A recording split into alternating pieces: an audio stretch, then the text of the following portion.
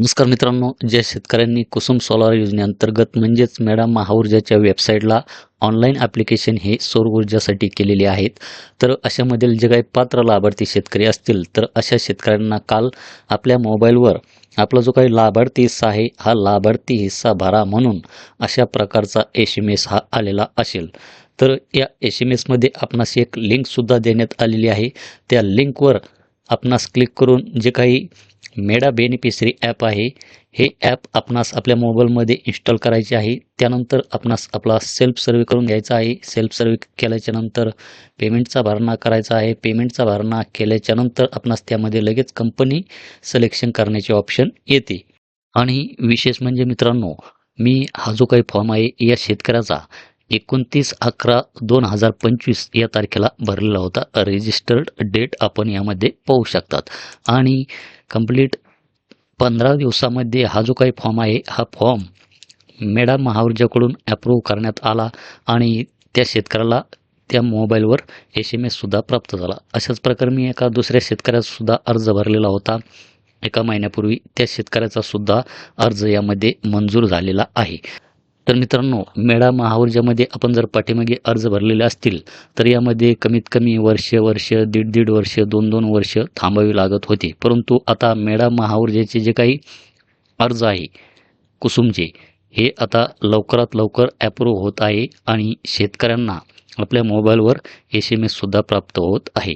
आणि विशेष म्हणजे मित्रांनो, मागेल त्याला सौर कृषी पंप योजनेमध्ये आपणास 3 HP साठी 21,982 रुपयाचा भरणा हा करावा लागतो. परंतु PM कुसुम सोलार योजनेअंतर्गत आपणास फक्त 19,672 रुपयाचा भरणा हा 3 HP साठी करावा लागतो. त्यामुळे आपली जी काही पैशाची बचत आहे ही पैशाची बचतसुद्धा आपली यामध्ये होणार आहे जर आपण कुसुम सोलार योजनेअंतर्गत अर्ज केलेला असेल तर.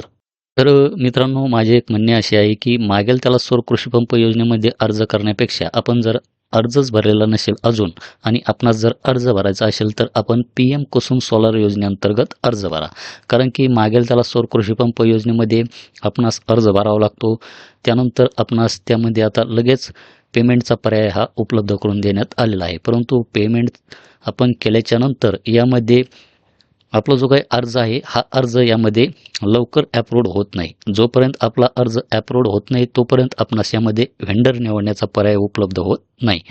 आणि ज्यांचे फॉर्म यामध्ये अप्रूव्डसुद्धा झालेले आहेत तर यामध्ये काय होतं आहे की कधीकधी व्हेंडर हे अवेलेबल नसतात. त्यामुळे आपणास यामध्ये खूप असा वेट करावा लागतो. आणि अजून एक गोष्ट अशी आहे मित्रांनो की ज्यावेळेस आपण PM कुसुम सोलार योजनेअंतर्गत अर्ज भरतो तर अर्ज भरताना यामध्ये आपणास 6 रुपयाचे चलन आहे. तर ज्यावेळेस आपला अर्ज PM कुसुम सोलार योजनेअंतर्गत मंजूर होतो तर मंजूर झाल्याच्या नंतरच आपणास यामध्ये काय करावे लागते, पेमेंटचा भरणा हा करावा लागतो आपला फॉर्म मंजूर झाल्याच्या नंतर. परंतु मागेल त्याला सौर कृषी पंप योजनेमध्ये तसे नाही. जोपर्यंत आपण आपला पेमेंटचा भरणा त्यामध्ये करत नाही तोपर्यंत आपला जो काही अर्ज आहे हा पुढे जात नाही. परंतु PM कुसुम सोलार योजनेअंतर्गत तसे नाही. आपण पैशाचा भरणा केल्याच्या नंतर आपणास त्यामध्ये लगेच व्हेंडर निवडण्याचा पर्याय हा उपलब्ध आहे.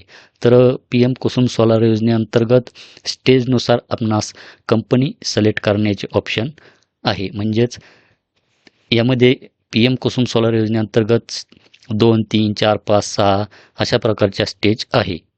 तर मित्रांनो, मी आज एका शेतकऱ्याचा PM कुसुम सोलार योजनेअंतर्गत पेमेंटचा भरणा केलेला आहे आणि पेमेंटचा भरणा केल्याच्या नंतर स्टेज 7मध्ये तब्बल 22 कंपन्या ह्या त्यामध्ये दाखवत होत्या.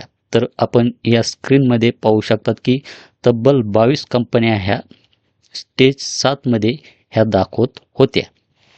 तर जशी जशी स्टेज असेल त्यानुसार आपणास त्या कंपन्या त्यामध्ये दाखवल्या जातील. स्टेज 6साठी, स्टेज 5साठी अशा वेगवेगळ्या कंपन्या आपणास त्यामध्ये दाखवल्या जातील. मित्रांनो, हे होतं एक PM कुसुम सोलार योजनेविषयी आपल्यासाठी एक महत्त्वाचं असं एक अपडेट. अशाच प्रकारच्या नवीन अपडेटसाठी आपल्या चॅनलला सबस्क्राईब करून समोरील बेल आयकॉन प्रेस करा. धन्यवाद.